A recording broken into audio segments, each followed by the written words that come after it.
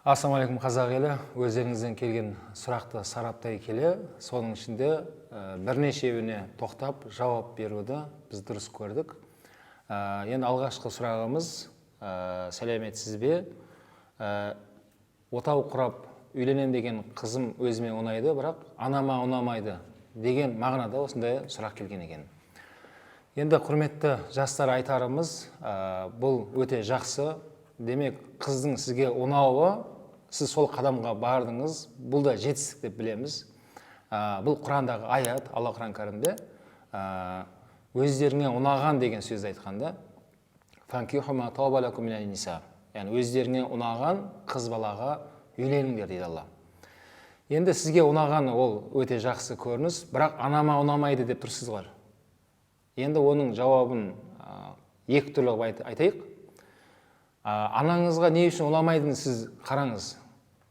Мысалға, қыздың сіз анасын көрдіңіз, отбасын көрдіңіз, өсіп өнген әулеттен шыққан қыз бала, иман жүзді, тегіне қарадыңыз, бәрі келіп тұр. Және өзіңізге ұнап тұр. Бұл өте жақсы. Бірақ анаңыздан сұраңыз, анаңызға не үшін ұнамай жатқанын сұраңыз. Білмеймін неге ұнамайтынын. Бұлай бір қарағанда ұнамады дегені ол жауап емес. Айтарым, сол қыздан қапы қалмаңыз. Сол қызға бұйырса, құда түсіп, сырғасын салып, алыңыз жарғып. Өмірде не бір жағдайлар болды, сондай аналарға ұнамаған келіндер, болашақта келіндердің ішінде ең жақсы көретін келінге айналған сәттерде болды да өмірде. Айтарымыз, демек, сіздің де сол таңдап тұрған қызыңыз, келініңіз, Алла берсе, болашақта анаңыздың көңілінен шығады деген ешқандай күмән болмасын. Өйткені сіздің жаңа айтқандай, мына қазақ атам айтады ғой, ер азамат екі нәрседе жаңылыспау керек. Біріншісі өзінің мамандық кәсібін таңдауда жаңылыспау керек. Екіншісі жар таңдауда қателеспеу керек дейді. Осы екеуінде өте мықты жігіт қарау керек. Демек, сізге ұнаған қыз, жаңа айтқандай белгілерін бәрін қарадыңыз, көңілінен шығады, оны алу керек. Енді екінші жауабы, анаңызға ұнамай тұрғанын сұраған кезде анаңыз айтса егер. Мысалға, сол қыз баланы кішкентай кезінде мүмкін емізген болуы мүмкін, танитын кісілердің қызы болса, сол босанған кезде роддомда оның анасында сүт шықпастан кейде сондай болып жатады. Сөйтіп сол қызды емізген болса, онда сенің ол сүт қарындасың болып есептелінеді, алуға болмайды десе, оған тоқтау керек. Немесе ол қыз баланы мен көрдім, мінезі шатақ екен, анасын көрдім, ол бізге тура келмейді деп, сондай бір нақты дәлелімен анаңыз соның бәрін айтып жатса, онда оны қарау керек. Сол себепті құрметті ер азаматтар, жаңа айтқандай, демек негізінде тұратын ол ер азамат сіз, сол қыз баламен тіл табысып, көңілін табам деген бәрін зерттеп көріп, көңіліңіз орнықса, оған әбден алуға кеңес береміз. Келесі сұрағымыздың реті, күйеуім жүргіштігін қоймай жатыр, ата-анасы да қанша рет айтты, қоймайды деген мағынада сұрақ келіпті. Құрметті әйел кісілер қауымы, сіздерге айтарымыз, жалпы күйеуіңізді тәрбиелеймін, бұны осылай адам қылам деген нәрсені ойыңыздан шығарып тастаңыздар. Өйткені ол тәрбиелейтін жасына өтіп кетті. Сіз сол күшіңізді, энергияңызды балаларыңызға салыңыз. Енді басы аман болсын сол күйеуіңіздің, әйтеуір басы аман ғой. Әйтеуір солай балаларыңыздың әкесі болып жүре берсін. Ал бірақ оның жаңағыдай жүргіштігін басқаны осындай деп, осы нәрсені қозғай берсеңіздер, отбасыңызда суықтық етек алып, араларыңыз суый береді. Сол үшін айтарымыз, ол нәрсені ешқашан қозғамаңыз, көтермеңіз. Өйткені бұл жүргіштік деген сөз, біреумен зина жасап жатыр деген сөз. Ал шариғатта бұл өте үлкен қылмыс, біріншіден айтарымыз, ондайды көтерген адамға шариғат 3 куәгерді талап етеді. Яғни күйеуім жүргіш деп айттыңыз ба, шариғат сізге 3 куәгер алып келіп беремін дейді. Көзімен көріп, қолымен ұстаған болу керек үшеуі де. Ондай қойып бере алмайсыз, демек ол теманы көтермеңіз. Бірақ айтарым, оны жақтап тұрған жеріміз жоқ. Әрине ол зинаға барып жатқан ер азаматтарға айтарымыз, ондай өте үлкен опасыздан тоқтау керек. Алла сақтасын, оның соңы тозақпен аяқталады. Яғни біреудің қызына, біреудің арада неке жоқ, осындай қыз балаға жақындау шариғатта өте үлкен күнә, қылмыс есептелінеді. Бірақ әйел кісіге айтарым, сол отбасыңыздың құндылығын сақтап қалу үшін сіз ол күйеуіңізді сондай жүргіш па, жүргіш емес па, алып қашпа әңгімеге мән бермеңіз. Сіз өзіңіздің міндетіңізді атқара беріңіз. Күліп әдемі қарсы алыңыз, жұмысқа дұрыс шығарып салыңыз. Балаларыңыз алдында ешқашан әкесінің жаңағыдай жағымсыз әдеттерін айтпаңыз. Әкесін бір тұлға қылып, керемет әке қылып, сондай қылып таныстыра беріңіз. Міндетті түрде сіздің өсіріп жатқан балаларыңыздан қайтады ол нәрсе. Яғни балаларыңыз сондай бір уақыт келеді, сол балаларыңыздан ала берсе, керемет сондай бір жақсылық нышанын көре бастайсыз. Егер екінші жағын ұстанатын болсаңыз, шайтанға керегі сол, күйеуің жүргіш дейді, басқа дейді, ішкіш дейді. Сол арқылы қаншама отбасылардың ойранын бұзуға шайтан әулесін жұмыс жасап жатқанын айтқымыз келеді. Сол үшін алып қашпа әңгімен адамдар таратып жатқанға мән бермеңіз, ондай тыңдамаңыз. Келесі сұрағымыздың реті, күйеуім көңіліме тиетін қатты сөздер айтады деген мағынада сұрақ келген екен.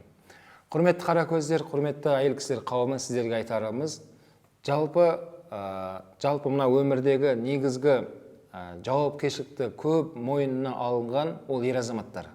Алла тағала Құран кәрімде халифа, патша деп ер азамат жаратқанын айтқан. Әйел кісінің соған көмекші қылып, жанына қосып Алла тағала жаратып берген. Сонда әйел кісілер сіздерге айтарымыз, сіз өз міндетіңізді атқара беріңіз. Сіз жасап жатқан еңбегіңізден одан күтпеңіздер.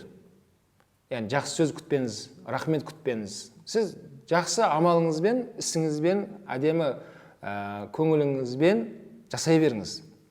Өткен мынандай бір қағида бар. Кім беріп жатса, ертең алады, қазір кім алып жүрген болса, ертең береді деген қағида бар. Сіз қазір беретін жаста болсаңыз, тек қана беріңіз. Еңбекпен беріңіз, ісіңізбен, көңіліңізбен, тек қана бере беріңіз, алатын уақыт келеді. Алғыс алатын, рахмет алатын, ой керемет өсіп өнген әулеттен шыққан қыз екен, алатын уақыттар келеді. Бірақ қазір сіз оны алуды қазір асықпаңыз. Қазір сіз күйеуіңізден мен жақсы сөз естігім келеді, алғым келеді деп соны алсаңыз, онда беретін уақыт кейін кешігіп келеді. Сол үшін күйеуіңіз демек сізге жақсы сөз сөйлемей айтқаны, мүмкін сіз тарапыңыздан оған жағымсыз бір қылықтар бар. Есесіне күйеуіңіз мүмкін қырсығып сондай бір сөздер айтуы мүмкін. Сол үшін сізге айтарым, осыған дейінгі ұстанып келатқан мінезіңізді, әдетіңізді бәрін өзгертіңіз. Тіпті күлкіңізге шейін өзгертіңіз. Мүмкін сіздің күлкідегі стиліңіз мүмкін ұнамайды оған. Сіз жағымды стилге өтіңіз. Мүмкін сөз айтқан кезде мүмкін жаңағыдай бір негативтен бастап әңгіме айтасыз мүмкін. Сіз бүгіннен бастап позитивтен бастаңыз. Яғни жақсы жаңалықтан бастап үйреніңіз да. Яғни бәрін өзгертіңіз. Сол кезде иншалла Құдай қаласа деп айтайын, ар жақтан жауап соған қарап беріле бастайтын болады. Демек жаңа айтқандай, біреуден жақсы сөз естігіміз келсе, өзіміз жақсы сөйлейік деп айтқым келіп тұр. Біреу бізге жақсы мәміле жасаған қаласақ, біз өзіміз өзгелерге мәміле жасайық. Яғни бұның бәрі өзімізге қатысты нәрсе. Өзімізден бастайық, соны өзгелерге көрсете берейік. Жаңа қара көзіміздің сұрағы, сіз де күйеуіңізге жақсы жағынан тек қана өзіңізді дамыта беріңіз. Міндетті түрде жауап керемет өзіңіздің ойлағанды жақсы болып келетін болады. Және осыған қатысты бұйырса осы алдымызға келатқан 4 тамызда бізде осы отбасылық құндылығына қатысты бізде осындай офлайн кездесу ұйымдастырып отырмыз, оны парақшамызда айтып келе жатырмыз. Бұйырса осы тақырыптарды барынша сол жерде кеңінен ашып айтатын боламыз. Келесі сұрағымыздың реті, күйеуіммен ұрысып қалсақ болды, ажырасамын деп осыны жиі айтады дейді. Енді құрметті қара көздерім айтарым, бұл шайтанға керегі сол мәселе, бұл сіздің отбасыларыңыздың ең соңғы есік негізінде. Бұл есік ашылып кетсе, арамен қарай болды айырылысып кетесіздер, Алла сақтасын, шайтан бірақ соға алып барады. Бұл айырылысу шайтанның ең жақсы көретіні, Алланың ең жек көретін мәселесі. Сол үшін демек күйеуіңіз сол сөзді айтып жүрген болса, демек оған бір себептер бар ол жерде. Сол себептің бәрін реттеңіз. Ешқашан сондай сөз айтпайтындай өзгеріңіз. Ешқашан ол күйеуіңіз ондай сөз айтпайтындай ұстанымыңыздың бәрін реттеп алыңыз. Өйткені қалай болғанда сіз балаларыңыздың болашағын ойлаңыз. Балаларыңыз ертең есейіп келін алатын кезде, қызыңыз бой жетіп тұрмысқа шығатын кезде көз алдыңызға елестетіңіз. Ертең құдалар міндетті түрде ата-анасын сұрайды. Өсіп өнген әулеттің қызы ма, әкесі, анасы бар жігіт пе екен деп міндетті түрде сұрайды. Сол күнді есіңізге алсаңыз, мұнан бәрі жай болып қалады. Сонда ертең құда болып сол күйеуіңіз жаныңызда тұрған қазірден бастап соны жұмыс жасаңыз, сонда сол күнге баратын боласыздар. Ал айырылысу деген нәрсені күйеуіңіз айтып жатқаны ол бірден айтылмайды бұндай сөз негізінде. Демек, соған бір себептер барады да. Ал ер азаматтарға айтарым, әйел кісіні айырылысамын, талағыңды беріп тоқтатамын деген нәрсеге, тәрбиелеймін деген нәрсені миыңыздан алып тастаңыз. Әйел адамдарды талақпен тәрбиеленбейді. Яғни одан ешкім өзгертіп те қалмайды. Сол үшін айтарымыз, бұндай айырылысам деген нәрсе мүлдем ойыңызға алмаңыз, аузыңызға бұндай сөз салмаңыз. 5-ші сұрағымызға келдік. Қазіргі отау құрайын деп жатқан жастарға тек ақша жағы, дүние жағы қиындау деген. Яғни жастар отбасы құрғысы келеді, бірақ ақша тапшылығына байланысты әттең-ай отбасын құруға кешігіп жатқан себебім сол деген мағынада сұрақ келіп жатыр. Құрметті жастар, айтарымыз, бұл дүние нығметі бұл келеді уақыт-уақытымен, сәтімен. Оны қазақ ата-бабаларымыз баяғыда айтып тастаған. Бас екеу болмай, мал төртеу болмайды. Сіз ойлап жатсыз, малымды төртеу қылып алайын, одан кейін басымды екеу қылам десеңіз қателесесіз. Жоқ, сіз бірінші басыңызды екеу қылуға асығыңыз. Құрметті ер азаматтар, айтарым жігіттерге, бұл пайғамбар саллаллаху алейхи уассаламның өсиеті. Ай бойдақтар, отбасы құруға асығыңдар дейді. Үйленуге асығыңдар. Оған шамаларың келмесе, ораза ұстаңдар дегенде саллаллаху алейхи уассалам. Сол сендерге нәпсілеріңе қалқан болады дейді. Енді құрметті ер азаматтарға айтарым, қазіргі күнде сол дүние нығметі жетіспеуі көпшілігі сол той рәсімін есептеп кетіп жатыр. Енді тойхананың шығыны бар, тойға шақыратын шығын бар. Соның бәрін есептеген кезде көптеген ақша көз алдына елестейді де, мен дайын емеспін дейді. Құрметті жастар, айтарым, бұл тойханада той өткізу, құдалық, оның бәрі сыртындағы нәрсе. Бұның ішіндегі отбасын құруға ең маңызды мәселе некеңді қидыру. Кәдімгі мешітке барып, куәгерлермен, ата-анаңызбен некеңізді қидырыңыз. Сол жерде махр мәселесі айтылады. Сол махрды болашақта өте бір құтыласыз. Жаңа қыздың сұраған жүзігін алып бересіз, алқасын алып бересіз, мойнына тағатын. Махрды не сұрайды, соны бересіз. Сөйтесіз де бір қойды алып, отбасыңызбен ағайын туысты шақырып, міне пәленше деген отбасын құрыпты, некесін қидырыпты, жастар бақытты болсын деп тілек айтуға, бұл сол той. Шариғатта айтып жатқан сол тоймен шектелуіміз керек. Ал қалған мынаяқтағы тойхана 500 адамға той жасап, ондай мәселе шариғатымызда ондай жүктелінген мәселе емес. Біз өздеріміз кейде өзгелермен жарысып, өзімізді қиындатып алған сондай заманды көріп тұрмыз. Сол себепті айтарымыз, ондай нәрсеге асықпаңыздар. Ең маңызды мешітке келіп, некеңізді қидырып, сол отбасыңызбен басыңызды екеу соған әрекет қылсаңыздар, ал қалған дүние нығметі басқасы уақыт-уақытымен келетін болады. Алла Тағала баршамызға жар болсын. Алла нәсіп етсе, алдымызға келе осы 4 тамызда біз осы отбасылық құруға ниет қылған жастар, отбасы құрғаннан кейін де отбасында болып жатқан кикілжіңдерге қатысты осындай бақытты отбасының формуласы атты осындай офлайн кездесу ұйымдастырып жатырмыз.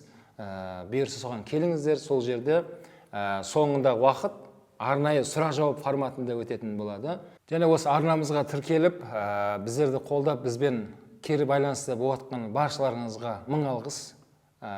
Енді сіздердің әрбір жазған комментарияларыңыз біз үшін өте маңызды.